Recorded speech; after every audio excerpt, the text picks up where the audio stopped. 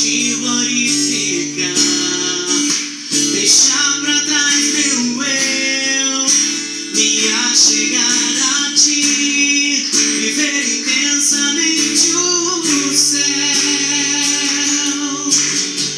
Usa-me, quero te servir, ser propriedade exclusiva.